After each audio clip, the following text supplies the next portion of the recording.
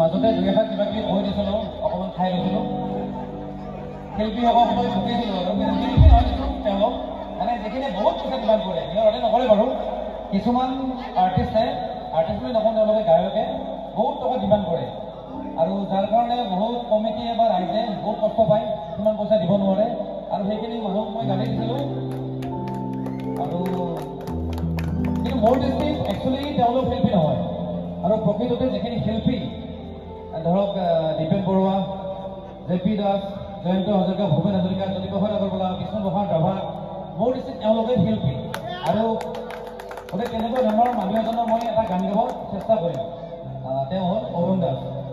বহুত বেয়াকৈ ঢুকাই গ'ল ক'ব গ'লে। তেওঁ নিজৰ ঘৰত থাকিবই নোৱাৰিলে, বেলেগত থাকি ঢুকাই গ'ল। তুমি গম পোৱা ন? সেইটো বহুত দুখৰ কথা। প্ৰকৃত শিল্পীখিনিয়ে কেতিয়াও বেছি টকা ডিমাণ্ড কৰা নাছিল, ৰাইজৰ পৰা ইমান টকা লোৱা নাছিল আৰু তেওঁলোকৰ সৃষ্টিখিনি একচুৱেলি আচল সৃষ্টি। আৰু নিয়মতক তোমালোকে কাম কৰি যোৱা, শিল্পী হ'বলৈ বহুত দূৰ আছে, কিন্তু তোমালোকেও শিল্পী হ'বা। সেইখিনি কৰিব লাগিব, ৰাইজৰ কাৰণে সেইখিনি উৎসৰ্গা কৰিব লাগিব নিজকে আৰু তুমি পাৰিবা। বছ চলাই আছোঁ বেলেগ ৰাইজৰ হৈ কাম কৰিলে পৰিস্থিতি লৈছোঁ।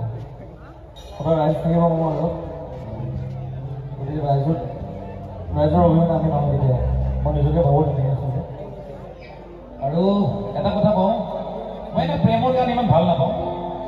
প্ৰেম চেম মই সিমান লাইক নকৰোঁ। তথাপিও এটা প্ৰেমৰে গান গাম, কাৰণ আগৰ প্ৰেমবিলাক বেলেগ আছিল। মই মাজে মাজে কৈ আহোঁ, আজিকালি প্ৰেমবিলাক মানে ৰাতিপুৱা হয়, গধূলি চব হৈ যায় আৰু কষ্ট কৰি চব হয়।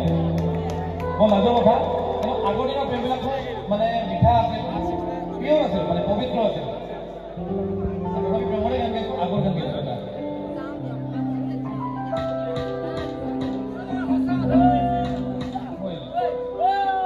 বুঢ়া মানুহ মনত নাথাকে লিৰিক্স উলিয়াই লৈছোঁ দেই।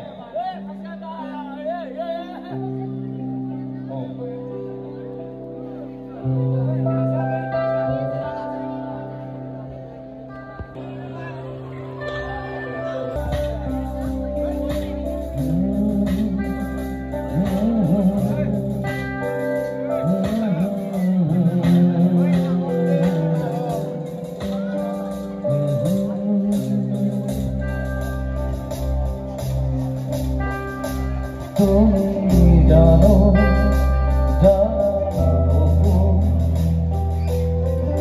কিমান মৰম তোমাৰে ভাবিছিলোঁ।